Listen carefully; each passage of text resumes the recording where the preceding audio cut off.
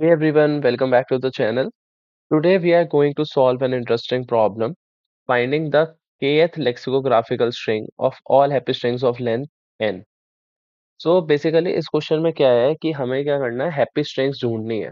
ठीक है, happy string क्या होती है? एक हैप्पी स्ट्रिंग वो स्ट्रिंग होती है जिसमें केवल यही लेटर्स हो, ए बी सी।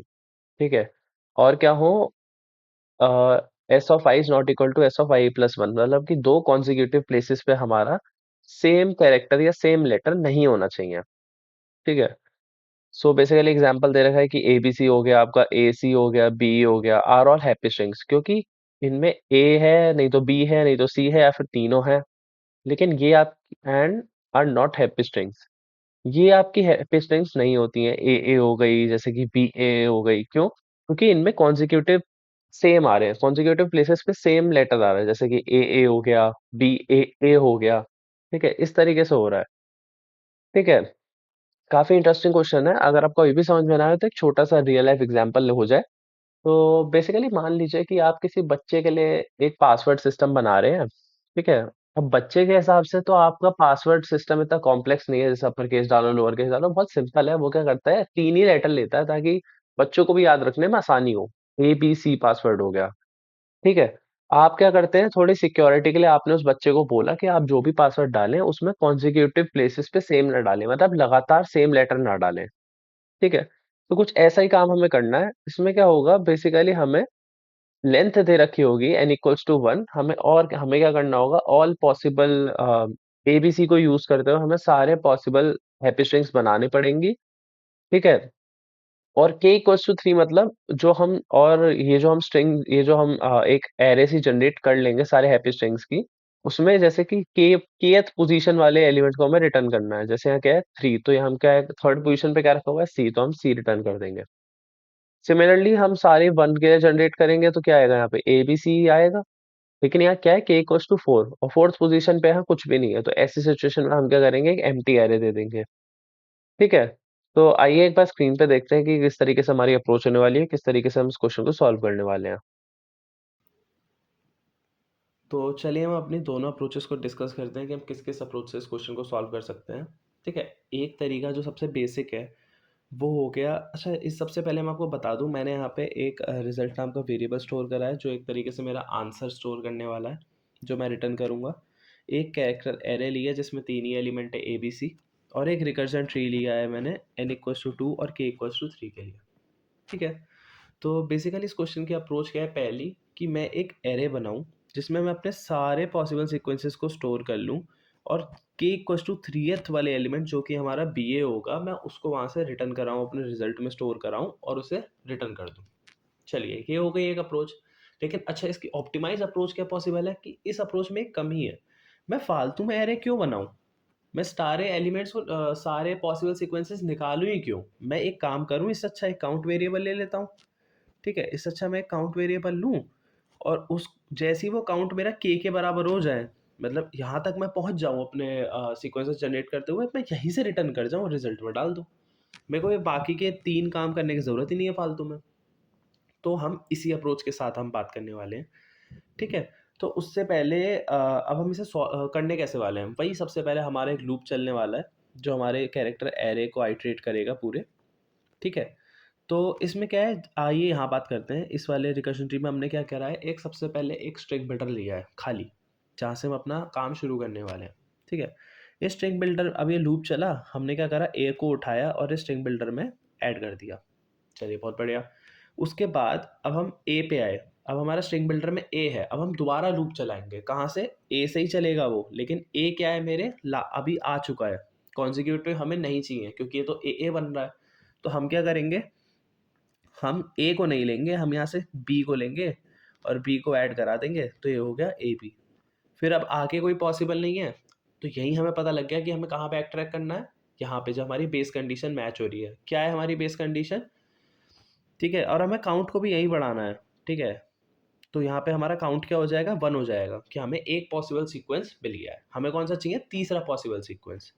ठीक है, तो हमने यहाँ काउंट को बढ़ाया। कब बढ़ाएंगे काउंट को? जब मेरी स्ट्रिंग बिल्डर की लेंथ जो हो वो n के बराबर हो जाए।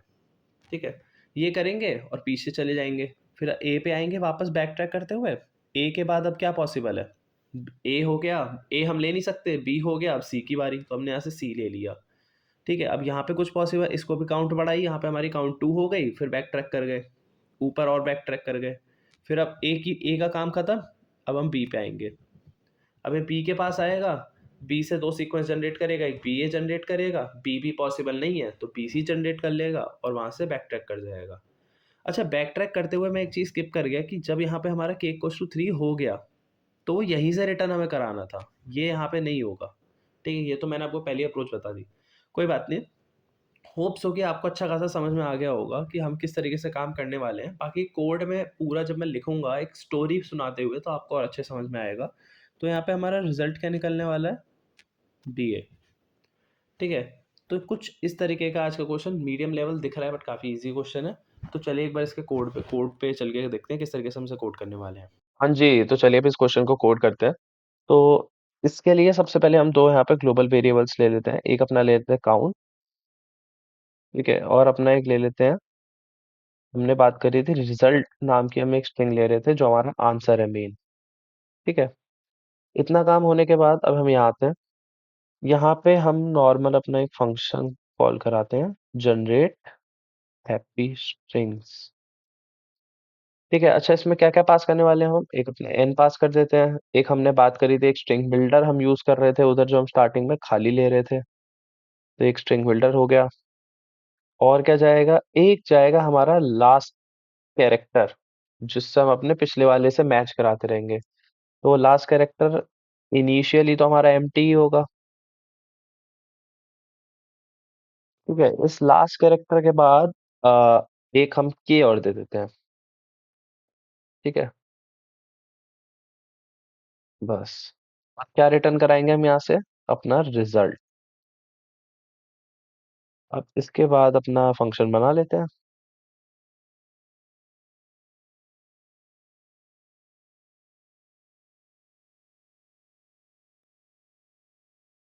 हमने क्या क्या दिया है? एक तो अपना दिया है एन, एक हमारा गया स्ट्रिंग बिल्डर,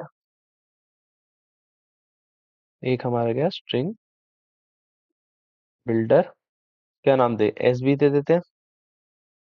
ठीक है, एक हमारा स्ट्रिंग बिल्डर गया, एक हमारा कैरेक्टर जाएगा लास्ट कैर नाम का, एक अपना के और ले लेते हैं। बस, अब बोरिंग काम खत्म, अब बस मजे वाला काम शुरू। बेस कंडीशन हमारी क्या थी कि जैसे ही मेरी स्ट्रिंग बिल्डर की लेंथ जो हो वो मेरे एन के बराबर हो जाए, तो हम क्या करते थे? काउंट को बढ़ा देते थे। यही बात करी थी हमने कि जैसे हम एंड में पहुंच जाए, स्ट्रिंग बिल्डर की लेंथ हमारी एन के बराबर है, अपनी काउंट बढ़ा दो कि हमें एक वैलिड सीक्वेंस तो मिल गया है।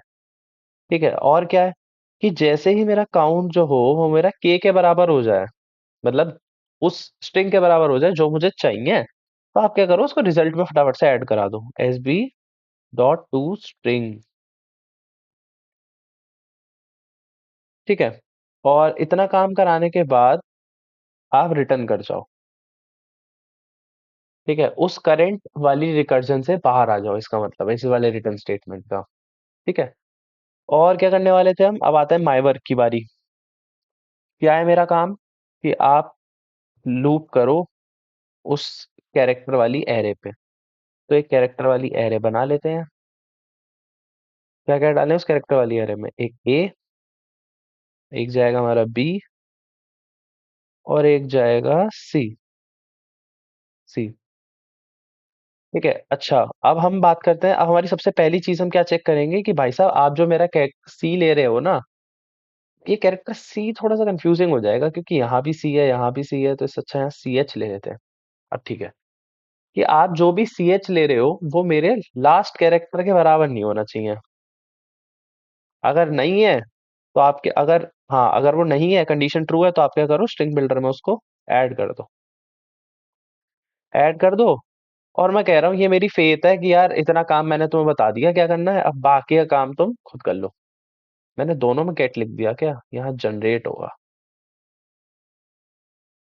तो ठीक है, जनरेट हैप्पी स्ट्रिंग। ठीक है, क्या क्या पास करेंगे हम? एन देंगे, एक एस बी देंगे, लास्ट कैरेक्टर हम देंगे अपना सी एच, क्योंकि हमारा लास्ट कैरेक्टर अब जो हमारे स्ट्रिंग बिल्डर में जुड़ चुका है वो हमारा सी एच वाला कैरेक्टर है। और एक के देंगे। और हम कह रहे हैं जब आप बैक ट्रैक करते हुए आ रहे थे, जब हम यहाँ से इस लाइन से बैक ट्रैक करेंगे तो हम क्या करते थे, आखिरी एलिमेंट को स्ट्रिंग बिल्डर से डिलीट कर देते थे। String builder dot delete char at S B dot length, आखिरी कैरेक्टर को हम हटा देते थे ताकि हम अलग सीक्वेंसेस भी ट्राई कर सकें। अच्छा ठीक है। अब पहले मैं एक बार आपको कोड चला के दिखाता हूँ क्या आ रहा है। काम कर रहा है। अभी कहानी खत्म नहीं हुई है, जाना नहीं है अभी, एक चीज और बतानी है और ऑप्टिमाइज करेंगे अभी इसे। सबमिट भी हो रहा है। ठीक है। अच्छा अभी देखिए जो हमारी रन टाइम आ रही है लगभग 68 69 के आसपास आ रही है। तो हम इसे फर्दर ऑप्टिमाइज कर सकते हैं। अभी हमने क्या कहा इसको, कि जैसे हमारा जो स्टैक बन रहा है, जो हमारा रिकर्जन स्टैक बनेगा, उसमें हम क्या करते थे, जैसे ही हमारा काउंट जो है वो के बराबर हो जाता था, हम उसे अपने रिजल्ट में स्टोर करा रहे थे और वहां से रिटर्न कर जा रहे थे। यही तो करना था सर हमें। ऐसा नहीं, रिटर्न तो आप कर गए, चलिए ठीक है, लेकिन क्या होगा, वो जब बैक ट्रैक करेगा अपनी पिछली रिकर्सिव कॉल पे, तो वो क्या करेगा, अभी भी सीक्वेंसेस जनरेट करेगा और अभी भी ट्राई करता रहेगा। नहीं आया समझ? चलिए एक बार दोबारा बताता हूँ।